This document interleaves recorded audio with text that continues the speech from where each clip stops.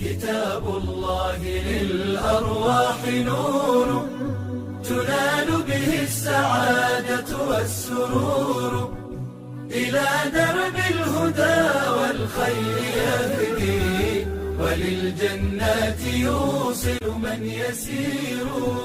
كتاب الله. الحمد لله رب العالمين، ولا عدوان إلا على الظالمين، وأشهد أن لا إله إلا الله ولي المتقين، وأشهد أن محمدا عبده ورسوله صلى الله عليه وآله وسلم. ثم أما بعد، منشوراتك، صورك، رسائلك، نصايحك، رنة تليفونك، كل شيء في حياتك خاص بيك عايزك تدقق فيه قوي وتاخد بالك منه وتشوف طريقه رايح فين. لان خد بالك، صورك ورسائلك ومنشوراتك ورنة تليفونك وكل ده هيبقى اثر ليك على اعمالك بعد ما تموت. تعالى كده وتأمل معايا قول الامام الشاطبي عليه رحمة الله. شوف بيقول ايه؟ بيقول: طوبى لمن مات وماتت ذنوبه، طوبى لمن مات وماتت ذنوبه، والويل الطويل لمن مات وتبقى ذنوبه 100 سنة و200 سنة، يعذب بها في قبره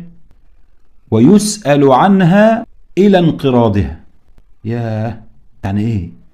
يعني انا لما اموت لو لي عمل سيء من منشور سيء او صورة سيئة نشرتها على الانترنت او رنة تليفون شيرتها والناس تستعملها او لو ده لسه موجود وانا مت، يفضل انا اتعذب بيه في القبر واتسأل عنه يوم القيامة؟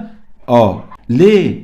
لان ربنا سبحانه وتعالى بيقول: إنا نحن نحيي الموتى ونكتب ما قدموا وآثارهم. خد بالك من كلمة وآثارهم.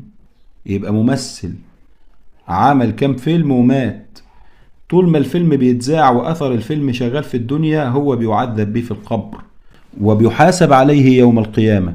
وشوف بقى العمل بتاعه اللي تركه ده، لأن في ناس كتير بتتمنى تبقى جعفر العمدة، وبتتمنى تبقى رمضان البرنس، وبتتمنى تبقى، خد بالك، فده يبقى ايه؟ ده هتسيب اثر سيء زي ده في المجتمع.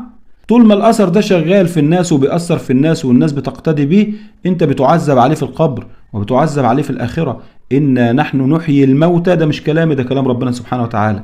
إنا نحن نحيي الموتى ونكتب ما قدموا وآثارهم، الأثر بتاع العمل بتاعك. فالأعمال لها أثر بعد موت صاحبها، إما أثر حسن إذا كانت أعمال حسنة، وإما أثر سيء والعياذ بالله. شوف مثلا الشيخ الشعراوي، كام واحد لما بيسمعه بيهتدي بعلمه، ده أثر طيب.